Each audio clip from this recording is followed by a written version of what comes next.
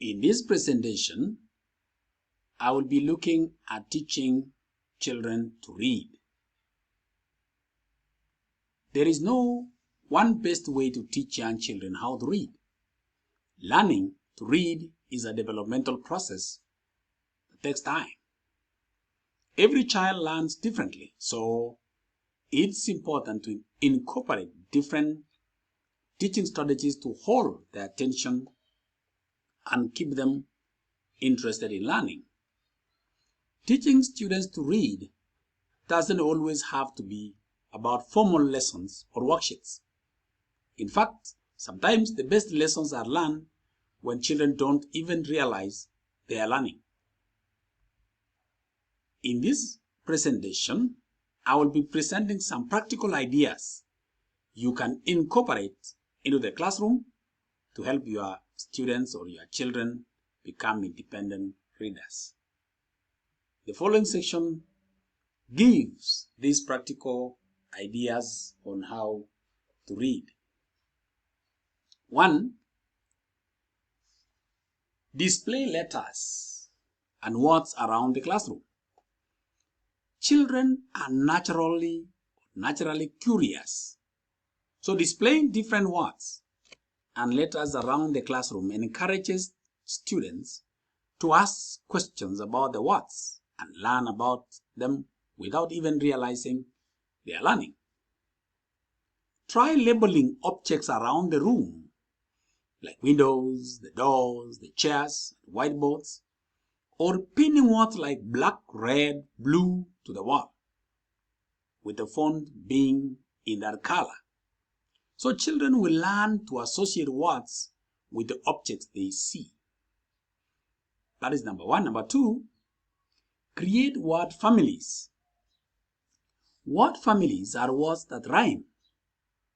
Teaching students about word families helps them to see patterns in texts and encourage them to begin reading by grouping sets of letters without a word. So once they recognize the word hope, they'll be able to find patterns in rhyming words like top, pop, top, stop. A fun way to incorporate these activities into the classroom is by playing a game using a corkboard. So write a list of words on the left side, hand side, and the second list of words that rhyme with them on the right hand side. You could even try using a theme of the words Christmas-related words in December. That's number 2. Number 3, teach phonemic awareness. Phonemes are the smallest sounds in the English language, made of consonants, short vowels, long vowels, and diagrams like the, sh, and ch. So children must learn how different letters make different sounds. For example, the a in a table is a long vowel, as opposed to the short vowel of a in a zack. One thing phonemic awareness means learning those sounds and how to manipulate them within a word, and is an important step towards helping children to spell and decode. You could also do to help bring awareness to phonemes and how to separate the sounds of words from their meaning is to call up children one by one using their first names without the initial sounds. For example, Zara. The children have to figure out whose name has been called and what sound is missing. Number 4, play fish with side words. There are some words that are difficult to decode phonetically because they don't follow the rules of phonics. These are known as side words and are most common in the English language. So these words need to be memorized rather than sounded out.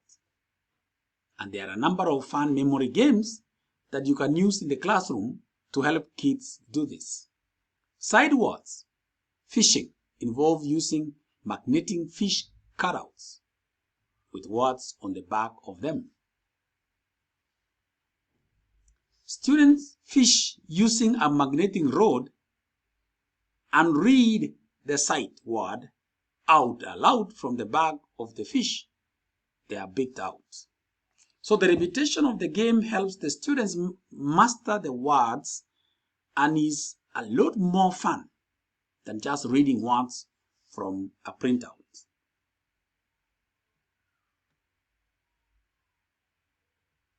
Number 5, word search bingo. Reading to children helps them develop their language and listening skills and prepare them to understand written words. However, some children lose focus when sitting still and listening.